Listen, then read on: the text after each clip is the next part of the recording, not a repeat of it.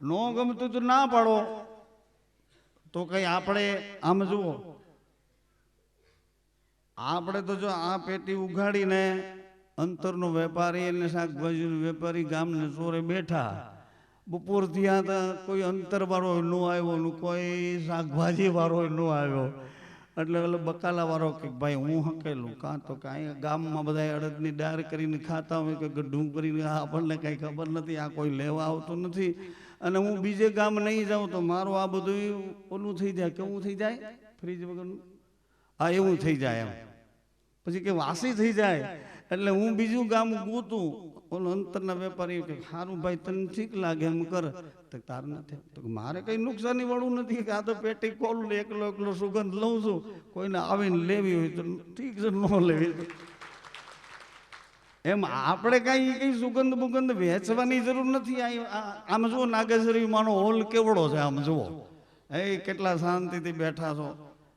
અહીંયા પેટી ખુલીને આનંદની લહેરું આવે છે, માલિક કરતી ફુવારા નોખ નોખી અંતરની નોખી નોખી જાય, નોખી નોખી સુગંધોમાં આનંદ જ કરાવે છે. તમે મારી વાતોમાં વેમ ન કરશો ને, એમ જો તમે જોતા જોતા જ રહી જવાના છો, વાતો સાંભળતા. હે હે બાપુ બહુ સારો થયો, હું એટલે એટેક તો હારા હારા આવી જાય, જોતા જોતા રહી જાય. 575 એટેક આવ્યા, આ બેઠો તમારી હામો. એટેક બેટેક થી કઈ બીવાની વાતો નથી કરતો, પણ આ તો સમય હાથમાં આવ્યો છે ને, એસા મોકા નહીં મિલેગા, આવો અવસર નહીં મળે. અને આ અવસર કેના હાટું છે?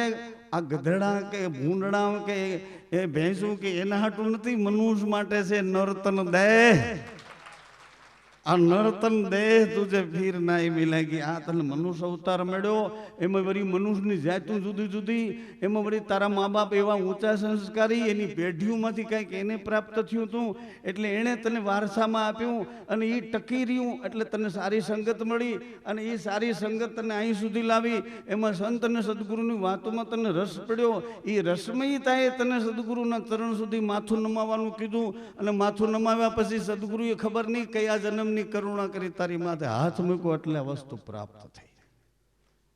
એ પ્રાપ્ત થયેલી વસ્તુ ગાળો કેટલો છે? 60-70 વર્ષનો, એમાં અડધી તો હાલી ગઈ છે, અને હજી તમે નોખા નોખા પ્લાનમાં જ પડ્યા છો. હજી આમ કર્યું તેમ, હું આમ કર્યું તેમ. એ જે નિર્માણ થયેલું છે એ જ થાય છે. હું તમે કાંઈ ન કરી શકો. મારા કે તમારા હાથે જે નિર્માણ છે, ભલું હોય તો ભલું, બુરું હોય તો બુરું, પણ સદગુરુના સંગે, સતવચનોના સંગે, સતશાસ્ત્રોના સંગે, આ સતવેદનાઓની જે વાતો થાય છે, એના સંગે, એના સથવારે જીવનની દિશા, વૈચારિક ગતિને ફેરફાર કરી નાખે છે, અને નવી દિશામાં વાણી અમારી ફેર ગઈ. એહી તન એહી દેશ ખારી હતી સો મીઠી ભાઈ સદગુરુના, એટલે એવી રીતે બની જાય છે. એટલે એ તમને સ્થળ માટે અમે ખાલી વેઇટ થયા છે, એ તો તમને ખબર પડી જાય છે, બધાને ખબર પડી જશે સ્થળની. પણ આવું વિચાર્યું છે, તમે બધા સહી કરો તો આગળ જઈએ, ન કરો. આવતીકાલે તારીખ 12 તારીખ છે ને, આવતીકાલે, એટલે 12 તારીખના આપણા પૂનાભાઈ કેવલમ કૃપા ગુરુદેવ, આ પૂનાભાઈ મહેરને ત્યાં આવતીકાલે એક પાટોત્સવ છે, અને એના નૂતન મકાનમાં ભગવાનનું પધારવું બને છે. એટલે જ્યોતિ સ્વરૂપના પાટોત્સવમાં આવતીકાલે આપ સૌને પૂનાભાઈ ને પૂનાભાઈના સમગ્ર પરિવાર વતી એક નિમંત્રણ આપવામાં આવે છે કે જ્યોતના દર્શને, સત્સંગ ભજનોમાં આપ સૌ પધારજો. અને હિંમત કરી અને પાછું સરનામું આપ્યું છે કે જનકવાડી તૃપ્તિ સોસાયટી, વેડ રોડ, સિંગણપુર 4 રસ્તા, ત્યાં પ્રસાદ લેવાનું. આટલા બધા તમને કીધું છે પ્રસાદ લેવાનું. પ્રસાદ લેવાય આવજો. ના ખાલે ખાલી નથી, પણ પ્રસાદ લેવાનું હોત કીધું છે, અને સત્સંગમાં અહીં પધારજો. પણ ભજન સત્સંગમાં બેહાય એટલી જગ્યા રાખજો. ભોજન પ્રસાદનો સમય 7:30 છે, વહેલો છે. ભજનનો 10 વાગે છે, એટલે વાંધો નહીં, 3 કલાક વચ્ચે ગાળો છે. એ સિવાયની એક જાહેરાત છે. એ પત્રિકાઓ અહીં એક બોર્ડ માર્યું છે, ઘુમલી ગાયત્રી આશ્રમ. આ ઘુમલી આશ્રમમાં જય ભગવાન અને માતાજી આ એવા 2 પાત્રો છે. હું છેલ્લા 20-22 વર્ષથી નહીં પણ 25 વર્ષથી સળંગ એમને ઓળખું છું. એના પ્રત્યે મારો પ્રેમ છે. એટલે એ પહેલા બરડા ડુંગરની પાછળ નાગકા ગામની સીમમાં એક વાડીમાં રહેતા. થાનકી બ્રાહ્મણ જ્ઞાતિના એ જે ભગવાન હું કહું છું એવો જ્યાંથી સમજણા થયા ત્યારથી એને એમ થયું કે હું સાક્ષાત વિષ્ણુ ભગવાન જ છું. એટલે વિષ્ણુ ભગવાનના પોશાકમાં એટલા નાનકડા હતા, માથે મુગટ પહેરે, પિતાંબર પહેરે, આવી રીતે એ રહેતા હતા. અને એના સગા ફઈના દીકરી એને પણ એવું થયું કે હું સાક્ષાત લક્ષ્મી છું. એટલે એ પણ લક્ષ્મીજીના પોશાકમાં એવા જ રૂપાંતરમાં રહેતા હતા. ભગવાન તો બહાર નીકળતા નથી, મતલબ એના ક્ષેત્રની બહાર જતા નથી. અને આજે માતાજી કહું છું એ આપણે ત્યાં હમણાં થોડા સમય પહેલા શું હતું, બીજ પર આવ્યા હતા. આ અત્યારે ત્યાં ઘુમલી એક સરસ મજાનું ગાયત્રી માનું મંદિર બનાવ્યું છે. અને એની આજુબાજુમાં મેર જ્ઞાતિના, આહિર સમાજના, પટેલ સમાજના ઇત્યાદિ કારીગર વર્ગના એવા ઘણા બધા મારા પરિચિતો એ વિસ્તારમાં હું 20 વર્ષ પહેલા હતો, 25 વર્ષ પહેલા ત્યારના મારા પરિચિતો ઘણા છે. એટલે ઘુમલી આશ્રમમાં એ માતાજી અને ભગવાનનો આગ્રહ હતો કે અમારી પ્રતિષ્ઠામાં બાપુ તમે હાજરી આપીને અમારી પ્રતિષ્ઠાનું કાર્ય, અમે ક્યાંય ગયા નથી, કોઈ અમને ઓળખતું નથી, અમારા વિચારો જ એક જુદા છે. અને એ વિચારો પ્રમાણે આપણે જે બીજ પૂનમ અને એની હારે જે નવમીના ધર્મસભાઓ ભરીએ છીએ, એ નવમીના વિચારો આપણા જે છે એ વિચારો આપણને લાગુ પડે. એ જ રીતે એ માતાજી અને ભગવાન બેન ભાઈની જેમ એવી રીતે પવિત્ર જીવન જીવતા આ લોકોને સારા વિચારો આપે છે અને લોકોની સેવા કરે છે. એના ક્ષેત્રમાં રહીને એ હિસાબથી મેં એમાં ભાગ લીધો છે. કોઈ લાલચથી નહીં, કોઈ પ્રપંચથી નહીં, કોઈ ગુપ્ત કોઈ દુરાચારથી નહીં, પણ આવા પવિત્ર વિચારોથી એનું જીવન છે. અને એવા જીવનની એક ભૂમિકા ઉપર આપણે પ્રવાસ કરીએ છીએ. નવમીની ધર્મસભા એટલે બીજ પૂનમની રહેણી એટલે આત્મીયતા કેવી રીતે કેળવાય છે, સંયમ અને નિયમથી જીવનમાં આ દેહાધ્યાસ કેવી રીતે દૂર થતો જાય, સંયમ પાળવાથી આપણી અંદર પ્રેમ કેવી રીતે પ્રગટે છે. અત્યારે આ પતિ પત્નીના પ્રેમ છે એ તો નામ પ્રેમનું છે, બાકી તો મોહ છે. એકબીજાના શરીરના આકર્ષણોથી, મોહથી બંધાયેલા અને ફરજને વડે સમાજીકરણથી લોક લાજે આપણે એવી રીતે જીવવું પડે છે કે એ મારો ધણી છે, અમારી પત્ની છે. બાકી આપણામાં વાસ્તવિક જે પ્રેમ છે આ ભૂમિકા તૈયાર થતા કોઈ સમજણના ઘરમાં, કોઈ એવા વિવેકી પુરુષોના સંગમાં આ આચરણ જ્યારે તૈયાર કરીએ છીએ ત્યારે આ વસ્તુ પ્રાપ્ત થાય છે. એવા જીવનમાં એ લોકો જીવી રહ્યા છે. મને ખૂબ ગમ્યું છે. એટલે મેં એમને મહાસુદ 7મ, 8મ અને 9મ આ 3 દિવસ સુધી ત્યાં હાજરી આપીશું. અમારા પરિવારના જિજ્ઞાસુ અને નવમીની ધર્મસભાના અમે બધા આવશું. અને ધર્મસ્તંભ આપણે 9મના ત્યાં ઊભો કરવો છે. એ આપણી ગત ગંગાએ તમારા વતી, ગત ગંગા વતી મેં ધર્મસ્તંભનું બીડું ઝડપ્યું છે કે ધર્મસ્તંભ અમે અહીંયા નકળંગનો ધર્મસ્તંભ ઊભો કરશું. અને એ ધર્મસ્તંભમાં જેટલી સુખડી પ્રસાદ જે કાંઈ હોય એ અમારી ધર્મસભા ગત ગંગા તરફથી અમે એ સુખડીનો પ્રસાદ આપશું. આવું મેં એને મારા બોલમાં કીધું છે અને એણે મારા બોલ ઉપર વિશ્વાસ કર્યો છે. એની પત્રિકાઓ, એના બેનર બોર્ડો એ બધા અહીંયા આપ્યા છે. સુરતમાં પણ એના પ્રેમીઓ ઘણા છે, બીજા દૂર દૂરના એના માનનારા ઘણા છે. પણ આ એક અનોખી રમત છે. એનું જે જીવન છે, એનો જે સંદેશ છે, એની જે પદ્ધતિ છે એ આપણી ધર્મસભાને લાગુ પડે અને એવા આચારથી એકબીજાને અત્યારે તમે ગમે એટલા આમ હૃદયથી ચાહતા હો પણ પ્રગટ કઈ રીતે જીવવું એ પદ્ધતિ આપણે કોકની જોઈએ અથવા તો એ પદ્ધતિ આપણે જીવીને અનુસરીએ ચાલીએ તો ખબર પડે ને વાતોથી તો ખબર નહીં પડે. વાતું ગમે એટલી કરીએ તો નહીં ખબર પડે. મોઢામાંથી લારું હાલી જાય પછી કે અમે બેનભાઈ, પછી બેનભાઈની જેમ જ રહેવાનું હોય, પછી અકલવીરાના પછી કેમ રહેવાનું હોય? મોઢામાંથી લારું પડી હવે અમે અરે ભલા, આ તો માર યુવા અવસ્થા છે, શરીરમાં યુવાની મસ્તી છે અને એ મિજાજ જ બીજા પ્રકારનો છે. જમીન ઉપર હાલો તો યુવાની તમને રસ્તો બીજો બતાવે. આવી જીવનની ગતિ છે ને એમાં સંયમ નિયમની જ્યારે વાતો કરીને જીવતા થઈએ અને એ સંયમ નિયમનું પાલન કરીને હાલીએ, કોઈ કચવાટ ન કરો. આ યુવા અવસ્થામાં થઈ શકે એવું છે, યુવા અવસ્થામાં સમજાઈ શકે એવું છે. અને જેનું યૌવન યોગ્યતાને રસ્તે હાલે એની પાછલી અવસ્થા પરિપૂર્ણતાને રસ્તે હોય છે. એનું બાળપણ જ બતાવે. અરે બાળપણ શું, એના મા બાપના ચરિત્ર જ એવા હોય છે કે એના બાળકો બીજે રસ્તે ન જાય, કોઈ દિવસ ન જાય. એના મા બાપનો પડછાયો જ એવો હોય છે કે બાળકો દુરાચાર તરફ ન જાય.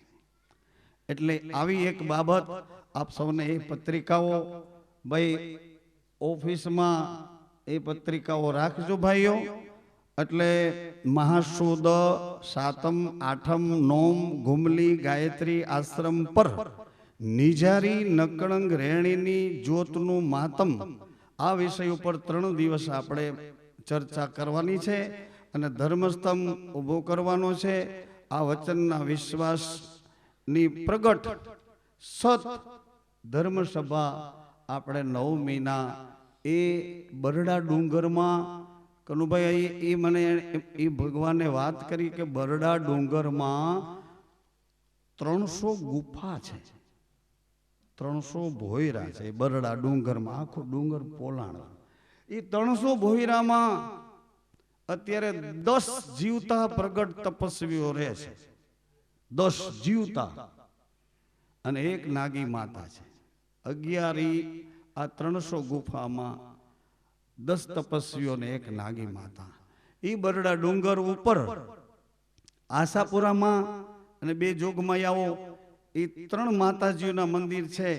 એ સ્થળ ઉપર આજે હું ભગવાન જે કહું છું એ મહાત્માએ એણે કીધું કે અહીંથી આ જમીન, આ ડુંગરા ઉપર એક 3 હાથ જમીન ખોદશો એટલે માતાજીના સ્વરૂપ અહીંયા પડ્યા છે.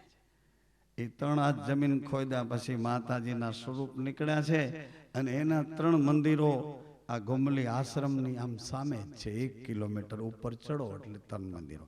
આવી રળિયામણી અને આવી દૈવી ભૂમિ છે. એટલે એ ભૂમિ પણ તમે જોશો એટલે આમ ગમશે. આ એટલા માટે યાદ કરાવું છું કે જેમ આપણે કેમ કાશી ગયા હતા. કોણ છે? આપણે કાશી ગયા હતા. કોઈને યાદ છે આપણે રામેશ્વર ગયા હતા? હે, અમુકની પેઢીઓ રામેશ્વર જિંદગીમાં નહીં જોયું. સાચું બોલે. રામેશ્વર કોણે જોયું આપણી પેઢીઓમાં? કોઈ ભાગ્યશાળી ગયા હોય. રામેશ્વર, કાશી. એવી રીતે એક વાત કરી દઉં. આ બરડા ડુંગરમાં એક બિલેશ્વર મહાદેવનું મંદિર છે. બિલેશ્વર અને બિલી ગંગા એ મહાદેવના મંદિર પાસેથી નદી નીકળી છે. એમાં 2 કાંઠે નકરા બિલીના ઝાડ છે. પોરબંદરના મોહનદાસ ગાંધીના બાપનું નામ કરમચંદ ગાંધી. એ કરમચંદ ગાંધીએ પોતાના ચોકીદાર એક મેર ભગતને કીધું કે આપણે કોઈ રામકથા કેણી અને રેણી પ્રમાણે જો કોઈ એવો સુપાત્ર મળી જાય તો આપણે ઘેર કે રામ કથા આપણે ઘેર સાંભળવી છે, બીજા સંભળાવવાની પછી પેલા આપણે ઘેર કે આપણે સાંભળવી છે, આ ધ્યાનમાં લેવા જો. આપણે એમ તો બીજાને ભાગવત સંભળાવીએ તો આપણે પેલા સાંભળીએ તો બીજા, આપણે એમાં ધ્યાન નહીં તો આપણું ધ્યાન તો એમાં રહેતું જ નથી. ભાગવત કે નહીં અમારે ઘેર હતો, અમારે ફળિયામાં તો સાંભળતા જ કોણ, તો કે ઠાકર જાણે. અમે તો એમાં ધડ મધમાતું નહોતું, તમે એટલે બીજાને સંભળાવવામાં. એટલે આણે કીધું આપણે ઘેર સાંભળવી છે. એટલે ઓલો ચોકીદાર હતો ને ઈ માણસ પણ સામત ભગત બહુ ડાયો માણસ, એટલે એને તપાસ કરી. સાંભળો બહેનો, એને તપાસ કરતા કરતા એક લાધા મહારાજ કરીને બ્રાહ્મણ હતા. લાધા મહારાજ રાજગોર બ્રાહ્મણ, અને એ લાધા મહારાજને શરીરમાં કોઢ નીકળો હતો. એટલે બિચારા જંગલમાં જ રહે, ગામમાં ઓછા આવે. કરે હું બ્રાહ્મણનો દીકરો અને મને આ શું થયું, એમ એને આઘાત લાગી ગયો કે હું બ્રાહ્મણનો દીકરો ને મેં આ શું કર્મ કર્યા, મારા શરીરમાં આવું કાં થયું, આવું કાં થયું.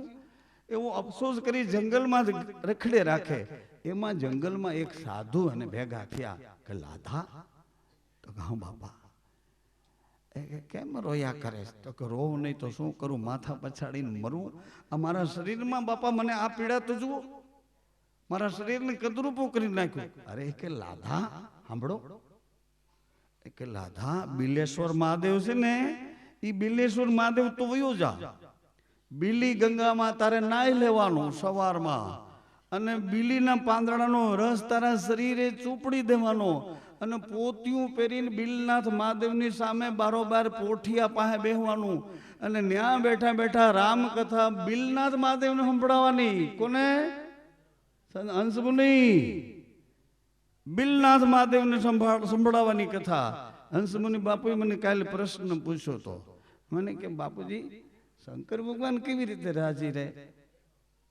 મેં કહ્યું તને કેવું સમજાય છે? એ કે એના ભક્તોને યાદ કરીએ એટલે શંકર ભગવાન બહુ રાજી રહે છે, એના ગણોને યાદ કરીએ એટલે બહુ રાજી રહે છે. મેં કીધું હંસમુનિ, જો ખરેખર તારે શંકર ભગવાનને રાજી જ કરવા હોય તો તું તારી ડ્યુટીમાંથી રામની કથા એને સંભળાવે એટલે એ રાજી થઈ જશે. શંકર ભગવાનને રાજી કરવા હોય તો રામ કથા સંભળાવ, શંકર ભગવાનને સંભળાવું છું, બીજા કોઈને નહીં. આવી રીતે રામ કથા કે એટલે એ રાજી રાજી રાજી. એના પછીનો રાજીપો દુનિયાનો કઈ છે જ નહીં. શંકર ભગવાનને રામથી પ્રિય કોઈ નથી. એટલે લાધા મહારાજને ઓલા સાધુએ કીધું કે લાધા બીલીના પાંદડનો રસ ચોપડી આખા શરીરે પોતિયું વાળી અને એ પોઠિયા પાસે બેહીને શંકર ભગવાન બિલેશ્વર મહાદેવને રામકથા સંભળાવ. 30 ને 31નો દી ઉગ્યો, રામકથા પૂરી થઈ. લાધા મહારાજ પગે લાગ્યા, દંડવત કરીને ઉઠ્યા તો લાધા મહારાજના શરીરની ચામડી ગુલાબી થઈ ગઈ. ઓલા સામત ભક્તે કરમચંદ ગાંધીના ચોકીદારે આ લાધા મહારાજને ગોત્યા કે લાધા મહારાજ એ કે અમારા કબા ગાંધી છે ને, અમારા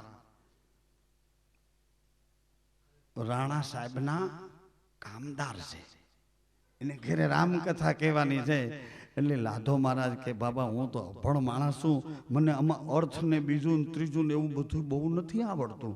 એ કઈ ના આવડે તો કઈ નહીં, તમે જેમ રામકથા બિલેશ્વરને સંભળાવી ને એવી રીતે સંભળાવો એટલે અમને બધું આવી ગયું. એ તમે કયો કાવડો તો બહુ ભણ્યો નથી, બાવાના લુગડા પહેરીને બેઠો છે, કઈ આવડતું નથી, પણ એને શ્રદ્ધા છે ને, એના લોહીમાં પડેલી એ શ્રદ્ધા, એ સાધુનો બિયારો છે, એ કઈ મળતું નથી. એ નથી મળતો ઓરિજિનલ, આ અસલ બિયારો છે. એ ભલે ને કાંઈ ભણ્યો નથી પણ તોય વણપીઢો વાતું કરે, એ ચોથો વેદ. એવી રીતે એની પાસે વસ્તુ પડી છે.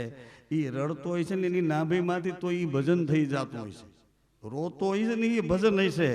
અને આ મોટા મોટા શ્લોકને ગોઠવી ગોઠવીને બોલતો હોય છે ને, તો એ જેમ હોય તેમ. પણ એ લાધા મહારાજને એ સામત ભક્તે કીધું તમે આવો, તમને કોઈ તકલીફ નહીં પડે, અને બહુ રાજી થશે. લાધા મહારાજ બિચારા કે ભગવાન બિલેશ્વર કરતા ગયા અને એને રામકથા સંભળાવી. અને એ કથા સાંભળતા સાંભળતા એ મોહનદાસ ગાંધીના ઘરમાં એક એક બાઈ પોતા કરીને બાલ બચ્ચા સાચવે એવી નોકરી કરતી હતી. ઈ ડોસી આ લાધા મહારાજની કથાને બરાબર સાંભળી અને ગાંધીજીને રમાડતી બાઈ. એટલે એ ડોસીએ ગાંધીજીને કીધું કે મોહન, એ કે ગમે એવી બીક લાગે કે રામ રામ કરીએ એટલે બીક આગે વહી જાય. લ્યો હા વયા વયા થઈ ગયું ને. લાધા મહારાજે રામની કથા કીધી અને રામની કથા ડોસીએ સાંભળી અને ડોસીએ મોહનદાસને મંત્ર આપ્યો કે ગમે એવી બીક લાગે ને, એ ગમે એવો ભય લાગે ને, એ રામ રામ કરીને બીક ભાગે જાતી હે. એ બીક રહેતી નથી, ભય રહેતો નથી, એ કઈ રહેતું નથી. રામ રામ કરીને એ રામનું નામ વજર જેવું છે મોહન, કે રામનું નામ વજર જેવું છે. એનું નામ લઈએ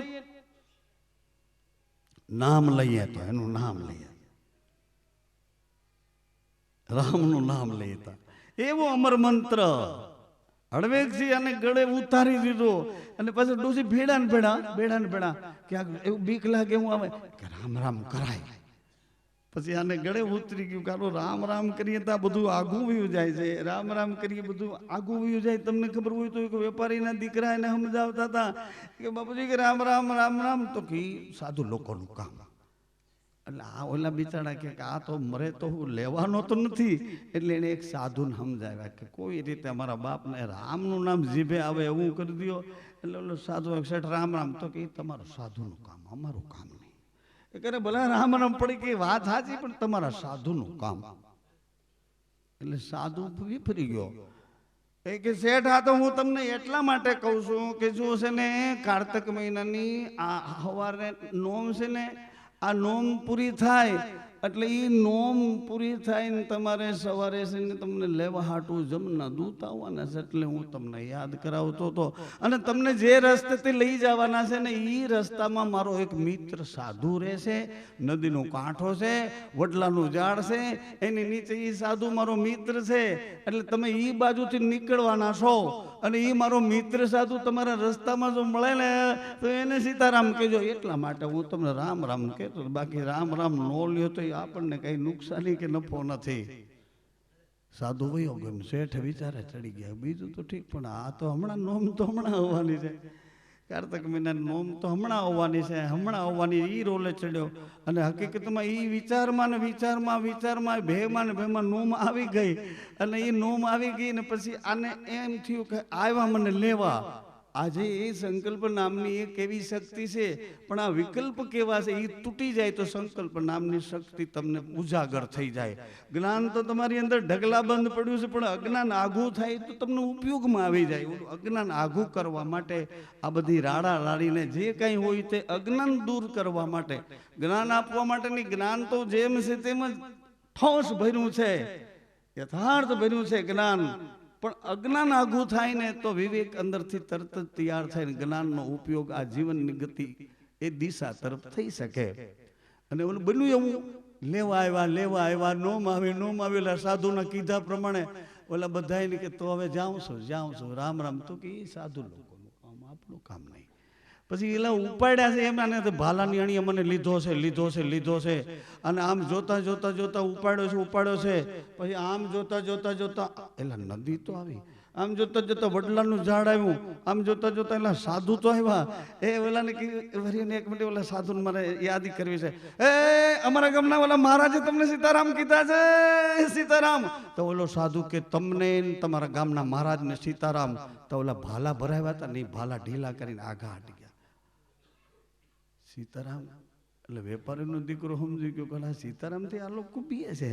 એટલે એને ચાલુ કર્યું સીતારામ. એટલે જમ લોકો પાછા હડતા સીતારામ કરતા જેમ ગયો તો ને એમ પાછો રિવર્સમાં ધીરે કરતો પાછા શરીરમાં ઓલા બધી આઘા પાછા કઈ આડાવરી સામગ્રી મગાવે નનામી ની તા તો પાછો આવ્યો અંદર સીતારામ.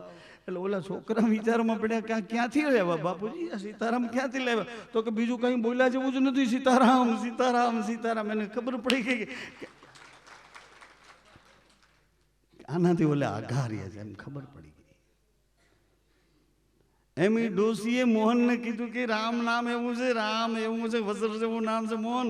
એ બીક લાગા ને રામ કરી તો બીક ભાગે જાતી છે. બીક વહી જાય આઘી. એ આપણી પાસે નો આવા બીક. મને પછી એને ગુટ આવી ગયું, જેમ હોય તેમ. આપણે એની કઈ ટીકા નથી કરતા, પણ રામ નામ ક્યારે નીકળે? એટલે ગોળી મારીને તઈ બહાર નીકળો રામ, તઈ આ ભારત વાળાઓને ખબર પડી, એની નજીક વાળાઓને ખબર પડી કે આની અંદર તો રામ, આપણે સમજતા કે આની અંદર ગાંધી બેઠો છે, આની અંદર મોહન બેઠો છે, પણ આની અંદર તો રામ બેઠો હતો. ઓલી ગોળી લાગી ને તે રામ, તઈ બધાને ખબર પડી કે આની અંદર તો રામ હતો. અંગ્રેજ લોકોએ એક દી એની માથે પ્રયોગ કર્યો, વહેલા ઉઠી, અને એનો મોટો અધિકારી હતો અંગ્રેજનો. આ ગાંધી જેલમાં પૂર્યા છે, અને એ અંગ્રેજનો અધિકારી રાતના ઘોડા ઉપર બેસીને નીકળ્યો છે, અને નદીમાં ગાંધીજી નાતા હતા. નદીમાં રામ રામ હરે હરે રામ રામ રામ કરતા, શ્રી રામ જય રામ શ્રી રામ જય રામ કરતા. એટલે એને કીધું ગાંધી જેલમાં છે કે બહાર છે? એટલે તરત જ ઘોડો દોડાવ્યો અને જેલરને જઈને એક તમાચો માર્યો, ગાંધી ક્યાં છે? એટલે ઓલે કીધું ગાંધી અંદર છે. અરે સાલા ચારામી, ગાંધી અંદર છે કે જેલ અને નદીએ નાતો છે? એટલે કે ના, નદીએ કેવી રીતે? તાળું માર્યું છે ઉપર. અરે ખોલ તાળું. તાળું ખોલ્યો તો ગાંધીજી ગીતાજીને પાઠ કરતા હતા. પછી એને ચારે બાજુ ફોન કર્યા કે હવે હકેલો લીલા, આને નહીં પોગાય, ગાંધીને નહીં પોગાય, કારણ કે એ માણસ નથી, એ માણસ નથી, એ માણસ નથી. અહીં જેલમાં ગીતાજીના પાઠ કરે, નદીએ નાય, એ માણસ નથી. હવે આપણે ધીરેથી પાછા વળી જાઓ. હવે આપણે ભારતને સતાવવું નથી, સંતાવવું, એને કંઈ ત્રાસ આપવો નથી. ભારતનું કાંઈ જોતું નથી, જોતું એ આટલું ગાંધી પાસે છે, એ લઈને આવતા રહ્યો પાછા. કે ગીતાજીના પાઠ જેલમાં કરે છે અને વહાં બેઠો બેઠો નાય છે નદીને કિનારે. આ ગાંધી છે. રામ નામ કા પ્રતાપ, એવું મારે તમને યાદ કરાવવાનું હતું. હવે છે ને, આ મેં તો ખાલી જાહેરાત કરવા માટે આટલું લંબાવ્યું. આ જાહેરાત તો કનુભાઈ કરી દે, પણ તમને યાદ કરાવવું હતું કે આ પ્રસંગ આવતીકાલે કોનાભાઈનો પાટોત્સવ છે.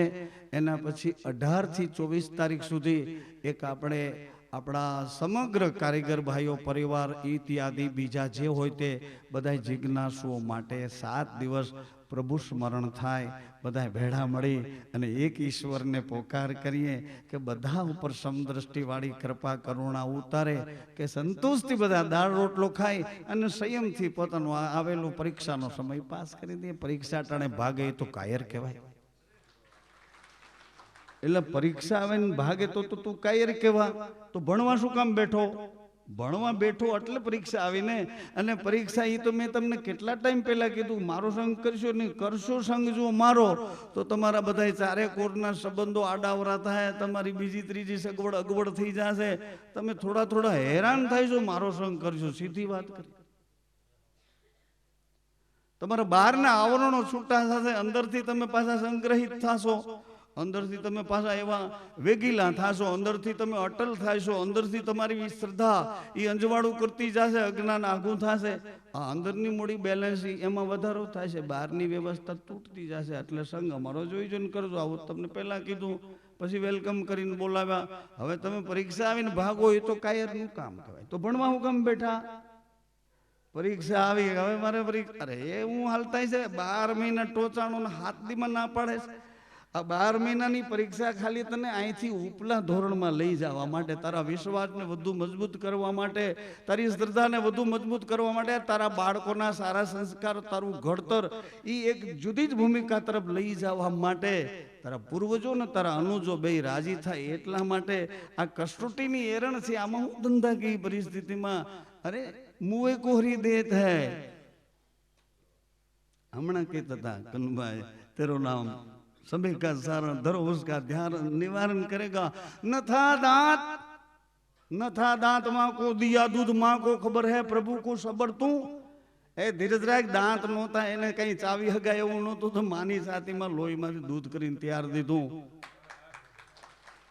એ બીજું શું નહીં આપે? પણ તું આ પ્રપંચોની વચમાં ફસાઈ ગયો છો ને, એટલે સાચો નિર્ણય લેવામાં મજબૂર થાય છે. હા, હવે અમારી જાહેરાત પૂરી થઈ ગઈ, એટલે હવે જેને જાવું હોય હવે અમે ભજન બોલવાના છે.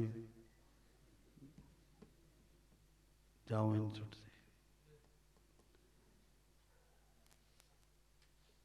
પછી તમે ચાલુ સર્વિસમાં પેલા ડિસમિસ લઈને પછી એવા ગેરેજ ખોલતા નહીં. જાવું હોય તો વ્યા જાઓ, ચાલુ સર્વિસમાં નહીં. જાઉં હોય તો ખુશીથી જાઓ, રાજી ખુશીથી છૂટ આપીએ છીએ, કારણ કે હવે અમે ભજન બોલવાના છે. અટાણું તો ખાલી આ સૂચના આપવા માટે માઇક ચાલુ કર્યું હતું, હવે ભજન બોલવાના છે. રાજી ખુશીથી પધારજો, જેને જાવ હોય ને પ્રેમથી. તમને બધાને ખૂબ ખૂબ સીતારામ. વાહન ધીમે હાંકજો, વાહન હાંકતા હાંકતા વિચાર ઓછા કરજો. ઘીરે પૂગીને પછી વાહન મૂકી નિરાંતે પછી ગુરુરામ કરજો. બરાબર છે, રાઈટ છે, ઘણું સારું, ઉત્તમ. અમે ભજન ગાવાના છે, તમે જાઓ હોય ને જાઓ. વ્યાજબી ભાવે છે ને ભાઈ?